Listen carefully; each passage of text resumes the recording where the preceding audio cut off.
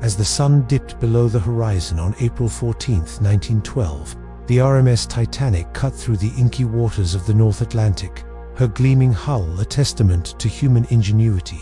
She was more than a ship.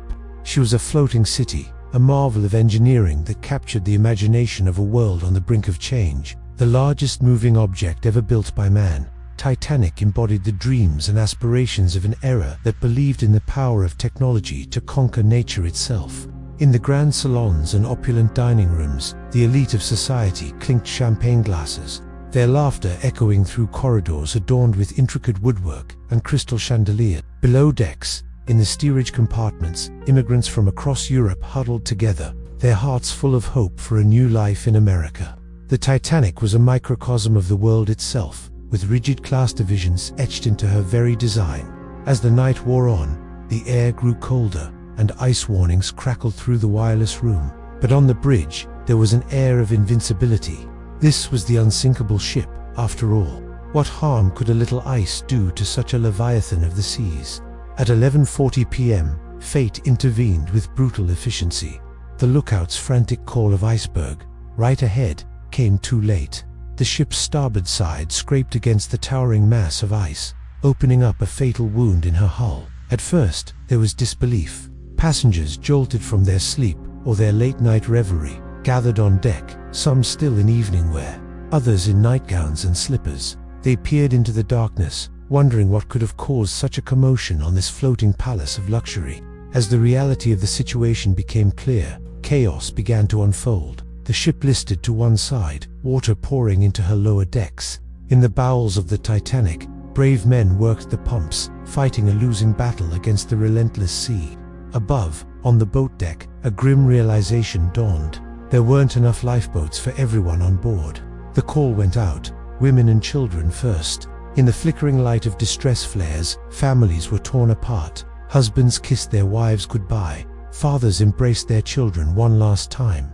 The lucky few were lowered into the freezing waters, watching in horror as the great ship's lights blazed against the star-studded sky. As the Titanic's stern rose higher and higher, the sound of twisting metal and shattering glass filled the air. China crashed to the floor in the grand dining saloon. Pianos slid across ballrooms, and in the ship's final moments, her mighty engines tore free from their mounts, crashing through bulkheads as they plummeted to the ocean floor. At 2:20 a.m. on April 15th, the unthinkable happened. The ship of dreams split in two, her broken halves disappearing beneath the waves. More than 1,500 souls were plunged into the icy Atlantic, their cries for help echoing across the water. In the aftermath, survivors clung to overturned lifeboats and debris, their breath forming clouds in the frigid air. Some sang hymns to keep their spirits up, others prayed silently for rescue. As the hours ticked by, many succumbed to the cold, their bodies slipping quietly beneath the surface. When dawn broke, the RMS Carpathia arrived on the scene, her crew working tirelessly to pluck the living from the sea. As the rescued were brought aboard, tales of heroism and tragedy began to emerge. There were stories of band members playing until the very end, of engineers staying at their posts to keep the lights on, and of countless acts of selflessness in the face of certain death. As news of the disaster spread, the world reeled in shock. How could this happen? How could the unsinkable ship sink on her maiden voyage? In the days and weeks that followed, newspapers were filled with accounts of the tragedy. Families mourned loved ones lost to the sea, and a stunned public demanded answers. The sinking of the Titanic became a watershed moment in maritime history. New safety regulations were put in place, mandating enough lifeboats for all passengers and establishing the International Convention for the Safety of Life at Sea. The disaster served as a stark reminder of the dangers of human hubris and the unforgiving nature of the sea.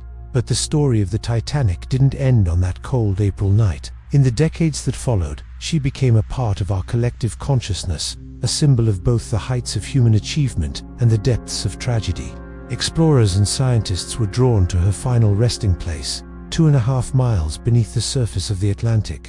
In 1985, the wreck was finally discovered, its ghostly silhouette a haunting reminder of that fateful night. The Titanic's legacy lives on in popular culture, inspiring countless books, films, and documentaries. James Cameron's 1997 epic brought the tragedy to life for a new generation. while museums and memorials around the world keep the memory of those lost alive. Today, more than a century after her sinking, the Titanic continues to captivate our imagination. She stands as a testament to the human spirit, our ambition, our folly, and our capacity for both greatness and sacrifice.